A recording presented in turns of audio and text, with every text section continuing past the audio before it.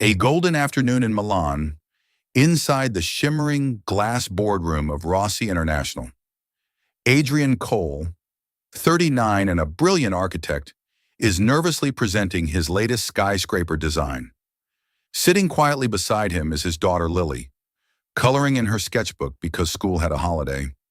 Across the mahogany table sits Victoria Rossi, the billionaire CEO, known for her ruthless logic and ice-cold gaze. Victoria isn't looking at the blueprints. She is staring at Lily, her brow furrowed in deep confusion. Finally. She interrupts the presentation with a question that stops Adrian's heart. Adrian froze as she quietly asked, "Why does your daughter look like me?" Adrian Cole was a man who lived his life in the precise, clean lines of architectural drawings. For years, he had been one of Milan's most sought-after designers, a man who could turn cold steel and glass into something that felt like poetry. He understood the structural integrity of buildings, but he was constantly worried about the structural integrity of his own life. To the outside world, Adrian was the perfect widower. He told everyone that Lily was the daughter of his late wife, Elena, a woman he had lost to a tragic, sudden illness shortly after the birth. It was a story everyone believed without question because Adrian was such a profoundly devoted father. He was the man who would cancel a €1,000,000 dinner to attend a second-grade puppet show, the man who always had a spare hair tie around his wrist and a packet of wet wipes in his designer blazer. The building he was presenting today was titled the Glass Iris, a revolutionary skyscraper designed to reflect the shifting colors of the Milanese sky. But as Adrian spoke about load-bearing walls and cantilevered glass, he felt like his own foundations were cracking. The truth was a maze that Adrian had buried so deep in his soul that he sometimes forgot where the path started.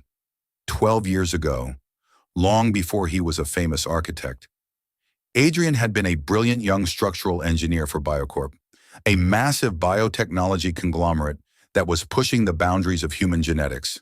That was where he met Victoria Rossi. At the time, she wasn't a billionaire CEO. She was a fiery, ambitious research director who believed that science could solve every human problem, including mortality.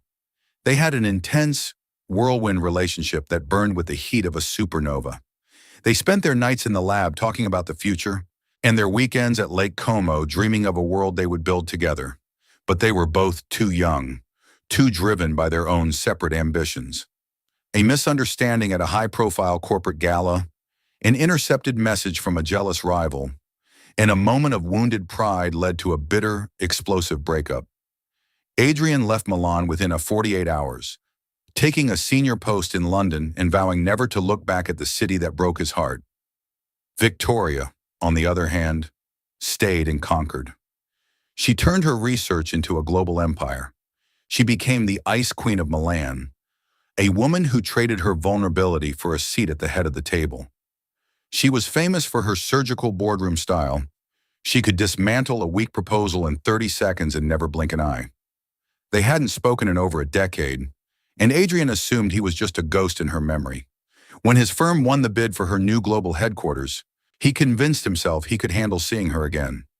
He thought the past was safely locked in a vault, with the key thrown into the Thames. But as he stood in that boardroom today, the vault burst open. The air in the room was thick with the scent of expensive perfume and ozone from the high-tech projectors. Adrian was halfway through explaining the cantilevered balcony system when he noticed the silence. It wasn't the silence of respect. It was the silence of a predator spotting its mark. Victoria wasn't looking at the 3D models of the tower. She was leaning forward, her emerald eyes locked onto Lily's face. Lily was oblivious, her small tongue sticking out of the corner of her mouth as she carefully colored a purple dragon. Victoria saw the exact same shade of emerald in the girl's eyes, a rare genetic trait that had been in the Rossi family for 4 generations. She saw the way the little girl chewed on her bottom lip when she was concentrated, the exact same nervous habit Victoria had spent thousands of euros on therapy to stop. She saw the stubborn tilt of the chin that had made Victoria a billionaire. It was like looking at a miniature ghost of herself, a ghost that was alive and breathing and coloring dragons in her sacred glass fortress. Adrian felt a cold sweat breaking across the back of his neck, making his silk shirt cling to his skin. He adjusted his tie, his fingers trembling so violently he had to hide them behind his back. He knew that for 7 years. He had been raising a miracle that wasn't supposed to exist. He had been protecting the only person he loved from the very woman who gave her life. And now, in the middle of a business meeting, the Ice Queen had found the crack in the glass. If you think some secrets are too heavy for one person to carry, type, "That's unfair." The board meeting ended in a chaotic blur of forced smiles and hurried exits. Adrian tried to usher Lily out of the room as quickly as her little legs would move, but Victoria's voice stopped him like a physical barrier of cold iron. "Mr. Cole, stay for a moment. I have some very specific questions regarding the materials for the atrium. The rest of you, clear the room." The other executives didn't wait for a second invitation. They vanished, leaving Adrian alone in the vast, glass-walled sanctuary with the most powerful woman in Italy and a 7-year-old girl who was currently looking for a lost orange crayon. Outside, the sirens of Milanese traffic hummed like a distant hive, but inside this room, there was only the sound of Adrian's shallow breathing. The dust motes danced in the shafts of golden light, landing on the cold marble floor where Victoria's shadow stretched long and predatory. It was the kind of silence that precedes a landslide, heavy with the weight of a decade. "Lily, sweetheart," Adrian said, his voice straining to remain steady. "Why don't you go sit in the lobby with the nice lady at the front desk for a minute? Daddy just needs to finish one thing."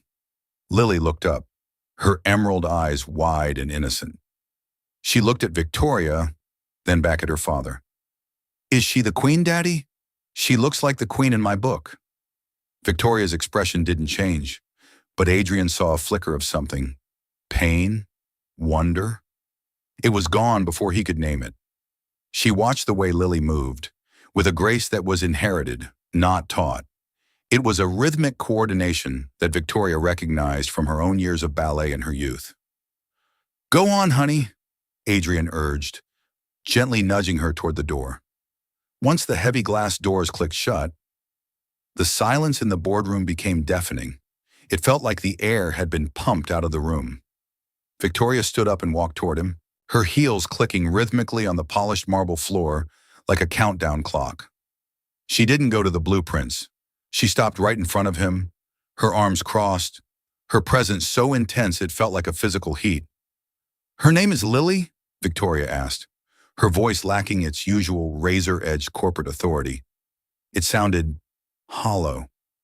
"Yes," Adrian replied, his voice tight. "She's 7. I'm sorry I had to bring her. There was a school holiday. I didn't have a choice." "She looks exactly like my childhood photos, Adrian," Victoria said, her voice dropping to a whisper that sounded like both an accusation and a prayer. The hair, the way her eyes crinkle when she smiles, even the way she holds her pencil with her left hand. I've never seen a resemblance that strong in my life. Who was her mother? Adrian looked away, staring out at the Milan skyline, the spires of the Duomo glowing in the sunset. "I told your staff. My wife passed away. It's been a very difficult road. I'd rather not discuss my personal tragedy during a business negotiation. You were never married when we were together, and you left Milan for London the same week we broke up," Victoria pushed, stepping even closer, forcing him to look at her. "I know you, Adrian. You're a brilliant architect, but you're a terrible liar when you're cornered. You've been raising that girl for 7 years in London. I want to know where she came from. I want to know why she has my face." Adrian felt the walls closing in. He remembered the night Lily was born, the way he had held her in that quiet, dimly lit hospital room in London, promising her that he would never let anything hurt her. He had been terrified of Victoria finding out, terrified of her power, her legal team, and her world of cold logic. He wanted Lily to have a life of art and laughter, not a life as a biological asset or a scandal in a tabloid. Suddenly, the door opened. Lily had come back in, clutching her stuffed rabbit. "Daddy, Barnaby is still here," she said, running over to the chair. She stopped and looked at Victoria, tilting her head to the side in a way that was so familiar it made Victoria gasp. "You're the lady from the big gold frame in the hallway," Lily said with a gap-toothed smile. "My daddy says my mom was the bravest person in the world, and she had emerald eyes just like mine. Do you think she was as brave as you?" Victoria froze. The words hit her like a physical blow to the chest. She looked from the girl's innocent face to Adrian's pained, terrified expression. She saw the fear of a father who was about to lose his world. Victoria began to realize that this wasn't just a coincidence of nature. This wasn't a trick of the light. She remembered the BioCorp project they had worked on together, the Genesis trials. "Adrian," Victoria whispered, her eyes filling with a sudden, unfamiliar moisture. "What did you do? What did we do?" Adrian realized he couldn't hide it anymore. The truth was standing in the middle of the room, holding a stuffed rabbit and looking for an orange crayon. He took a deep breath, his shoulders dropping as the weight of 7 years of silence finally began to shatter. "If you realize the truth is about to change everything, type, 'I was wrong.'" Adrian looked at Lily and knelt down to her level. "Honey, go wait outside with the nice lady for just one more minute. I'll be right there. I promise we'll go get gelato after this." When the doors closed again, Adrian turned to Victoria. The facade of the professional architect was gone. He looked like a man who had been carrying a mountain for a decade. "Victoria, do you remember the Genesis project?" Adrian began, his voice low and steady. 12 years ago at BioCorp, you were leading the research on human embryo cryopreservation. You were so convinced that the future of medicine lay in genetic storage for women who wanted to focus on their careers. You were the face of the program. To prove it was safe, to show the shareholders that the technology was perfect, you donated your own samples to the internal research pool. Victoria nodded, her face as pale as the marble floor. "It was part of the Phase 1 trials. It was supposed to be anonymized. The samples were for research only, for science. They were officially slated to be destroyed after the 3-year observation period ended." "They weren't," Adrian said, the first twist unfolding like a dark flower. "I was the lead engineer on the containment and security systems. I designed the thermal locks. After we broke up, after I lost you, I found out through an internal audit that the company was going to liquidate the entire research pool because of a budget cut. They were going to discard everything to save on electricity costs. I couldn't let that happen, not to yours. I used my emergency clearance to move your specific sample, sample 402, to a high-security private clinic in London. I didn't have a plan. I just wanted to keep a piece of the woman I loved safe from being thrown in the trash like a forgotten experiment." Victoria was stunned, her hand going to her throat as she sank into a chair. You stole my genetic sample? Adrian, that's insane. Why didn't you tell me?" "Because you were building an empire and I was in London trying to forget your name," Adrian said, his eyes raw with old pain. "But then, 5 years later, the second twist happened. I married a woman in London named Elena.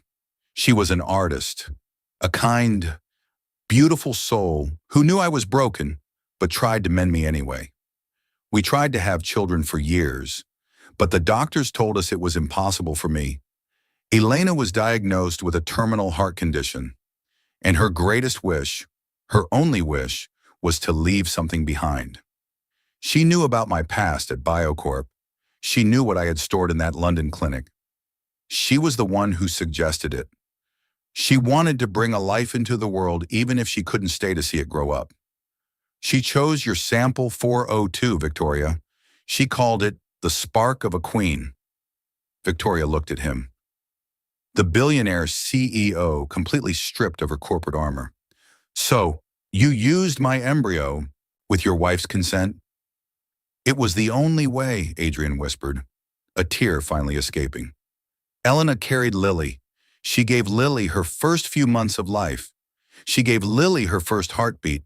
She gave her the love of a mother until she couldn't breathe anymore. But biologically, Lily is yours, Victoria. Every cell, every trait, every look. She is the daughter you never knew you had. I raised her as mine, and I told her Elena was her mother because I was terrified of you.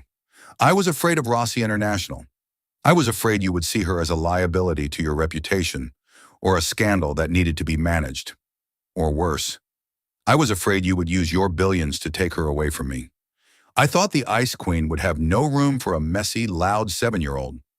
The silence that followed was heavy with a decade of unspoken grief and miraculous, terrifying science. Victoria looked at the closed door, where Lily was waiting. She thought about her own life, the private jets, the empty penthouses, the boardrooms filled with people who only wanted her money. She had always thought she was barren, that she had sacrificed her chance at a family for a global reputation. She realized that while she had been fighting for market dominance, Adrian had been fighting for her daughter's bedtime stories. He had kept her bloodline alive in a world that had forgotten her name. I spent years thinking I was alone in the universe, Adrian, Victoria said, her voice trembling for the first time in her life. I thought I had left nothing behind but a company. And you've been raising her. You've been giving her the life I was too busy to even imagine. Adrian stood his ground. I didn't do it to hurt you, Victoria. I did it because Lily is a miracle. She is the best of you. And I hope a little bit of the best of me. I'm not asking for your money. I'm not asking for your title. I'm just finally telling you why she has your eyes. I wanted her to know she came from a woman who could change the world. Victoria looked at her hands, the same hands Lily used to color her sketches. She realized that her logic had failed her. The equation of her life had been missing the most important variable. She didn't feel anger. She felt a profound, soul-shaking sense of wonder. If you believe quiet professionals deserve credit, type, I owe a debt. Victoria needed an hour of absolute silence to process the reality of Sample 402. She stayed in the boardroom, staring at Lily's forgotten sketchbook. She touched the pages, tracing the lines of the purple dragon as if it were a sacred text.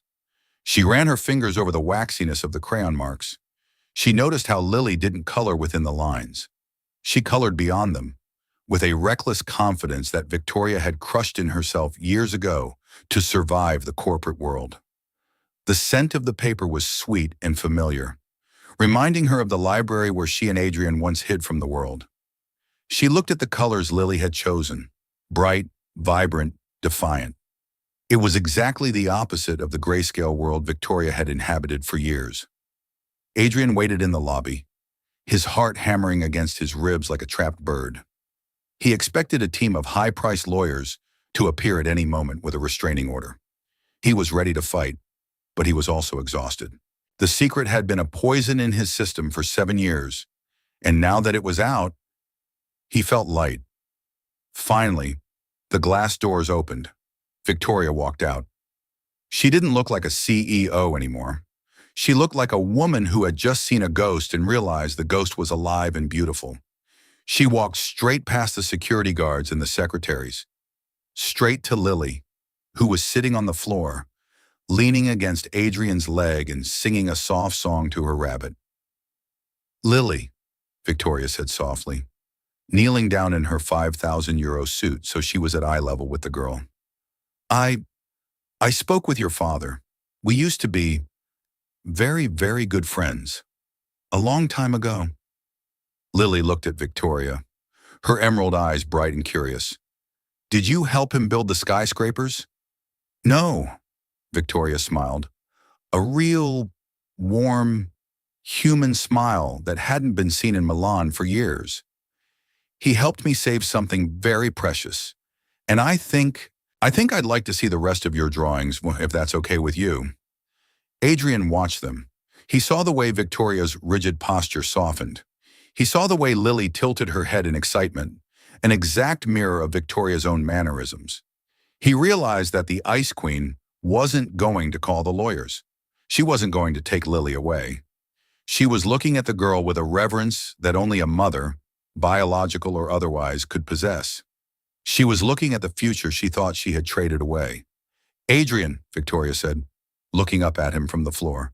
I miss 7 years. I miss the first steps, the first words, the first dragons. I don't want to miss anymore.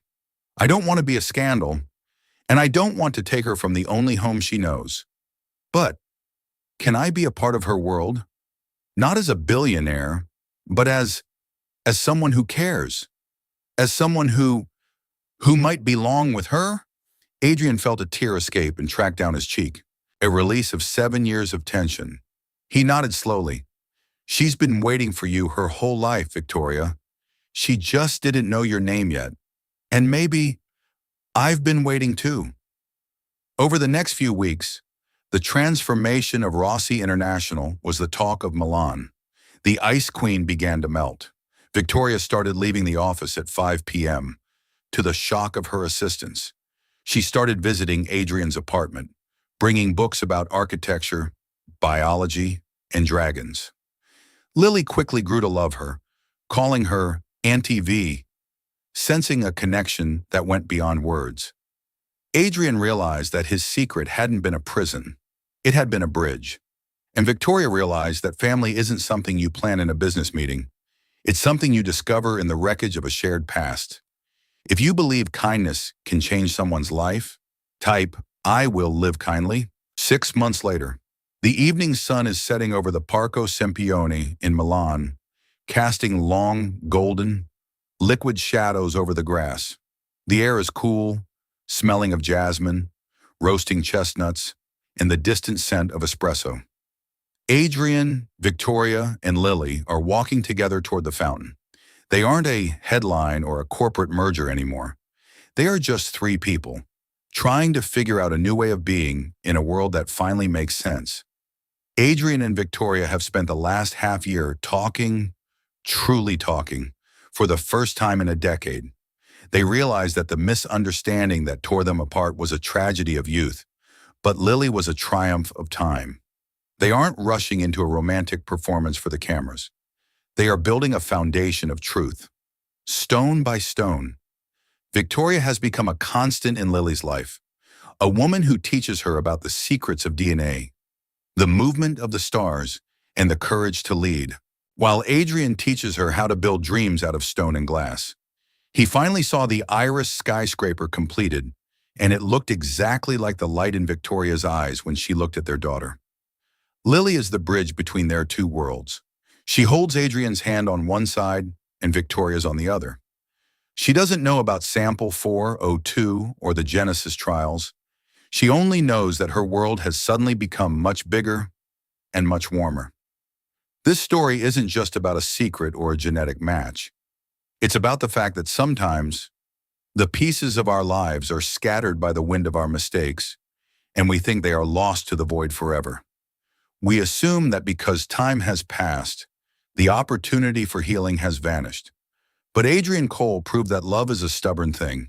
It waits in the shadows, it grows in the hearts of children, and it reveals itself exactly when we are finally brave enough to tell the truth. Sometimes, the right person returns.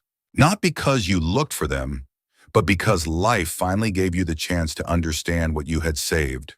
Victoria realized that she hadn't sacrificed her heart for her career. She had simply stored it with the only man she ever trusted to keep it safe. As they sit by the fountain, Lily points to a butterfly landing on Victoria's shoulder.